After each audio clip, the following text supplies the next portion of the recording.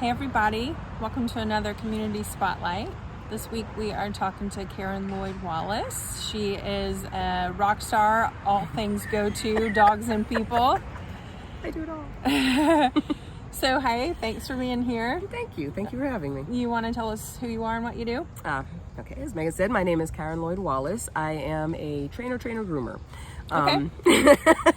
So I am a fitness trainer. Okay. I am also a dog trainer and a dog groomer. Wow. Yeah. Okay. So that's a lot to. And you have your own business, right? I do. A couple of them actually. Okay. So as far as fitness training, I do it's Iron Resolve training, and then I also have New Instinct Canine is my dog training. Okay. But I also do these for a couple of other companies. Okay. So Yeah, because you do training for frogs to dogs. I do. Yeah. Yes, I've been with Love them them. for. Oh, thank you. Yeah.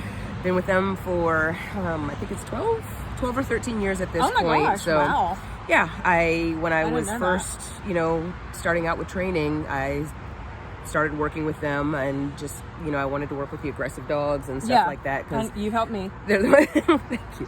They're the ones that get overlooked very often, and so when people shy away from them, and so I just felt like just kind of a connection there, and so I started off doing the basic obedience and stuff like that, but now I more so specialize in working with the reactive dogs and anxious, fearful, insecure. Got one under the table with us. We're out here for training too, so yes. How long have you been a personal trainer? Actually, interestingly, I got my certifications in all three areas at about the same time. Oh, okay, cool. Yeah, so all of them I've been doing, for the same amount of time. Yeah. Just almost 15 years. Yes. What's your favorite? Depends on the day. It depends Fair on the enough. day. Smoking. So between the fitness training and dog training, those two are the most rewarding. And it's hard to say because the grooming is very rewarding. So, as I'd mentioned, I work, like a lot of times my grooming clients are my same, anxious reactive students and stuff, and so being able to groom them or groom dogs that have been fired from other groomers is extremely rewarding. Yeah, I get that. To be able to work with them, and especially when you see them start to progress to where on day one they're doing everything in their power to get away from you or bite or something along those lines, and then you start working with them to the point where you don't need a muzzle, and then they actually are looking forward to seeing you, the tail wag, that the stuff. Progression. It does so much, and then, but you also have that similar situation with the students, in class and stuff like that, or, like your one-on-one clients where you start seeing the dogs start to progress and come out of that anxiety, or, they've never been able to do this before, or go here before, and now they're able to. So it's, that definitely does a lot for my spirit, just to know that it makes a difference for somebody, because you see a lot of frustration, in both areas. It helps me to have like small, like an accumulation of like small accomplishments or achievements. It's like little tape measure or like tick measure of, oh yeah, you're doing this, that builds into like this one big progression. It kind of sounds a little similar. It in all three areas. In that respect, like they say, progress isn't linear, which a lot of people don't recognize. They're looking for, huge leaps of, success, and that's not generally how it works. Yeah. And so, like in fitness, we talk about non-scale victories where... What does that mean? It's the one that, you may not have lost 2 pounds. Yeah. But maybe some part of your body is starting to, take the shape that you're looking for. And so your clothes are feeling, fitting differently or something like that. The scale can say whatever it wants to. Yeah. But your body, how you feel, how you look in clothes, when you look in the mirror, does that, are you like, okay, I see it. Yeah. It's coming through. That's how I've actually been about the last year. Is like the scale hasn't really budged, but I'm noticing a different shape happening. Yeah. And so I'm like, well, okay, something's happening. That's it's working. Absolutely your non-scale victory, or having more energy, or, being stronger. Like I'm that person that takes all the groceries in one shot. Me too. And so to be able to, like Yeah. It's just a You built-in don't? challenge to your Yeah. day, Yeah. you know. And so being able to do that, you know, and handle everything, you know, just your balance, you know, you don't trip when you walk, you know, like Yeah. stuff like that, you know, like people underestimate that, especially, you know, like when you get to like my age, you know, Yeah, our age. they're being stronger, you know, just your balance and strength and things like that are huge. Yeah. You know, you start to lose bone density and things like that. And so being stronger and, you know, that has nothing to do with how much you weigh. Yeah. You know, Yes. it's how much can I do? Like how much of my daily Performance life am I and still function. able to do? Yeah. I train my mom. You know, Oh, you do? She trains with me twice a week. How does you that know? go? It goes really well. I am super proud of her. Awesome. Super proud of her because, you know, I mean, obviously, you know, she's in her 70s. Yeah. And she's there and she does strength training. I'm talking like she lifts weights, you Yeah. know, and this is also virtually, you know. Oh, okay. Because she's out of state. Yeah. And so she's doing this stuff, you know, from her Oh, that's home. awesome. And I'm training her from mine, you Yeah. know, and, you know, and it's all these things, you know, when you think about, you know, other folks that are in that age group. And my dad still works out daily as well. Yeah. You know, and so other folks that are in that age group, you know, that haven't maintained, you know, and they just struggle more. And so Yeah. I'm seeing my parents, you know, strong and able to do things, Yeah. you know, and keeping up with everything. yes, Yeah. yeah, their abilities are not, you know, I mean, of course there's going to be some changes, but Yeah. being able to get through your day, you know, it's huge. It's huge for me. What's your biggest personal training victory? Ooh, that's a tough one. I'm not even sure if I could narrow that down to one. Okay. There are things like, you know, training with my mom, you know, like that's a big one. There's a bariatric challenge group that Okay. I do. I record a workout for every 2 weeks. I've been doing this for the last, I think, 5 years. Okay. Where, you know, they are in there, whether they have had the bariatric surgery or if it's, you know, coming up or whatever.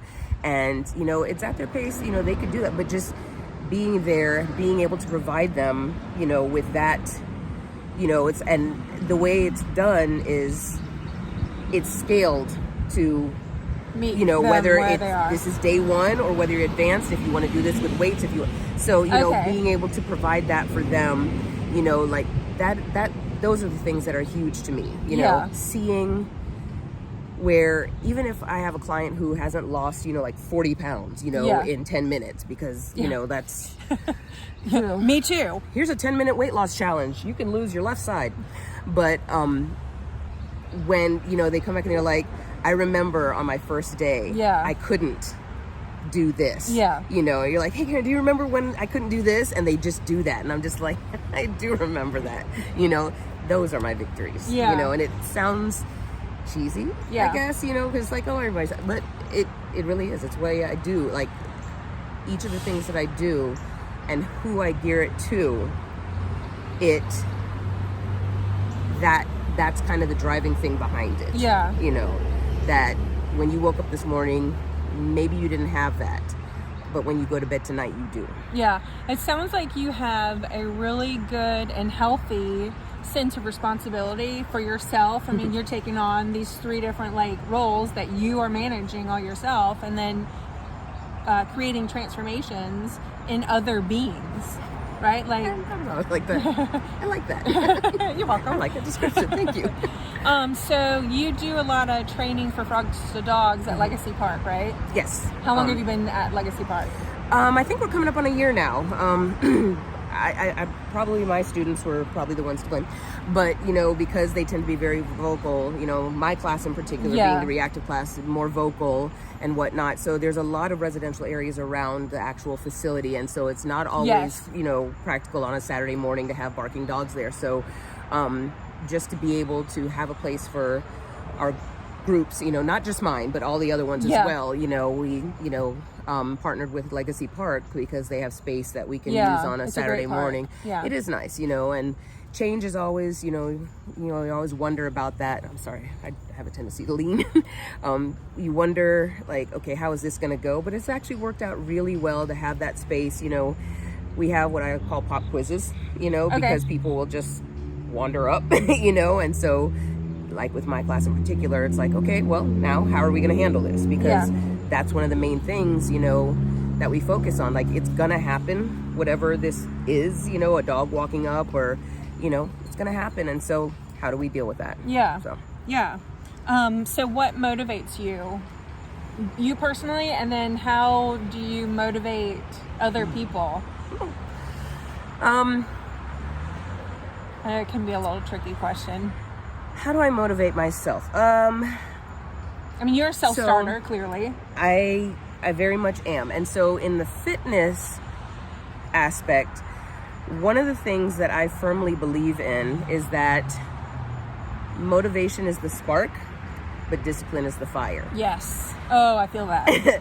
And so you could look at yourself in the mirror and be like, oh, I've got to get this gone, you know? And so you're like, tomorrow morning, I am doing this. I am starting out, I'm laying out everything, you know, whatever. And then tomorrow morning, you know, it's raining. You're like, I don't work out in the rain, you know? Exactly. And so then you just don't, you know? Commitment. But when you tell yourself that you're going to do it, and then no matter what you're feeling like when you get up, you do it. Yeah. That makes a huge difference right there. And once you do it once, it makes it a lot easier to do it the next time and the next time and the next time. And so then you build that habit. So as far as working out, I work out first thing in the morning, generally before sunrise. And I don't want to make it sound like, you know, because I'm such a, you know, it's just, it's what works best for me. Yeah. You know, and so that way it's done. No matter what else happens for the rest of the day, I've done it. Yeah, you my know? schedule changes a lot during the day. So I know that it's better, and I know I'm going to get it in if I do it first thing in the day.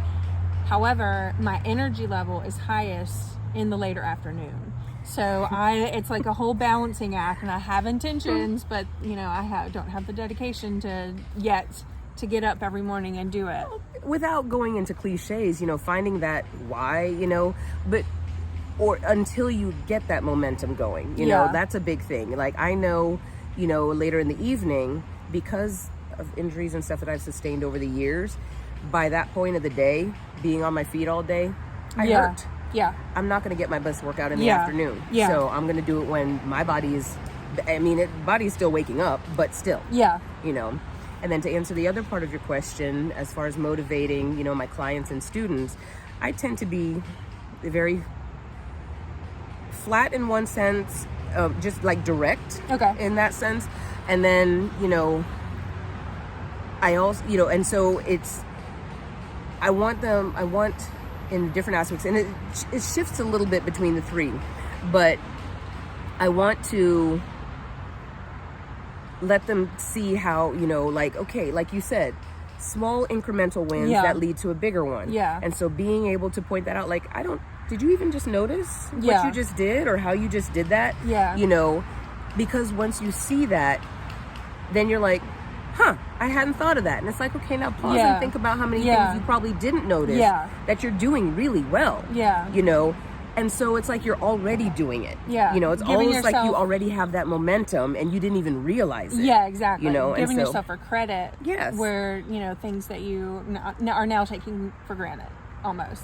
And on top of that, not beating yourself up, you know, for any setbacks. Yeah. Because in both, not so much with grooming, but with, you know, my students and, you know, my fitness clients, you know, like, I can't stand the concept of cheat days. You know, I get that. You ate food. Yeah. Food isn't good or bad. You ate that. Yeah. Okay. And so then you continue on your journey. Yeah. You know, or my dog, last night we were walking and somebody popped out of somewhere and my dog, you know, lunged and just basically lost it. Was anybody hurt? No, but it was just embarrassing. Yeah. That's okay. Yeah. It's going to happen. It's life. You know, it's going to happen. You recover. You move on. Yeah. There's no point in beating yourself up about it or anything like that. That goes back to that success. Yeah. Yeah. So, what's like the most common issue you see with dogs? They are... Or with humans and dogs? Two things kind of that go together. People view them as hairy humans. Yes. And so they're not looking at things in terms of how their dog understands things. Okay. They look at it, this is my baby, and I'm like, and I understand what you mean when you say that. Yeah. But do you realize it's not a human baby? Yeah. And the way you address them, the way you communicate to them, or with them, is not the way you would with a human. Yeah. And so I'm guilty of that. It changes the message. And once you're able to communicate better with them, they understand what you're trying to say, and they do a lot better. Like you start making, larger, steps towards where you want to be. One of those things is just like, they're under-exercised a lot of times. People tell me, oh, they just lay around all day. That's not a good thing. Yeah. It sounds like it might be fun, but that's not really their nature. And so when you don't understand how a dog views the world and you only apply a human context to it, they are undisturbed. Their needs are not met. Okay. Underserved. Yeah. And so, that's powerful. The biggest thing. Meet their needs. Yeah. I read this article, or I actually didn't read the whole thing because I thought it was a bit much. I think it was in the Atlantic. It was a staff writer's last article, and it was bashing dog culture. And there's part of it that I get. It's talking about, fur babies and making everything about dogs. And I do get that can be over the top at sometimes. But then it also came across as they just hate animals. And I was like, that's a bit much. But so they're just, it's a dog, it goes outside, and if it's going to have to be around, it goes outside, and that's it. You don't, no, because a lot of people, like I said, I tend to be very direct, you know. And so I know people look at me sometimes, what do you mean my dog can't be on the couch? I'm not saying your dog can't be on the couch. Yeah. I'm saying that your dog being on the couch might prevent you from getting to where you're going because of the significance of that. And so they can have the world. Yeah. But it has to be applied in a way that makes sense on both sides. Oh, wow. That's deep. So that's, is there anything else you want to share about your so dynamic and interesting life? I don't know. No pressure. I was like, what do I want to share? What do you love about Decatur? Or do you love Decatur? I do love Decatur, actually. Decatur just has its own flavor. Yeah. And I don't know how they get away with calling Decatur's huge. Yes. I don't know how it could take, 30 some minutes to go from one side of Decatur to the other. Yeah. And sometimes it's like going into a different world. There's just different pockets, and exactly. You can find anything there. Yeah. You can find it all there, So sometimes that can be a little frustrating, when you have a reactive dog and people are just like, let me touch. And you're like, please don't do that. Yeah. You're going to get bitten. But just that openness, though, in general, is a beautiful thing. People being much more accepting and just understanding and just do you. It's the world needs more of that. Yeah, I agree. Really need more of that. Just accepting attitude. Just that take on the world. Where it's letting things be. Yeah.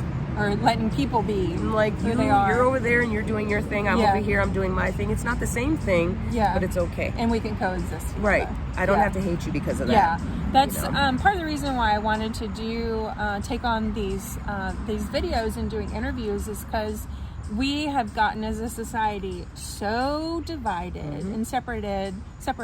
That's we can coexist.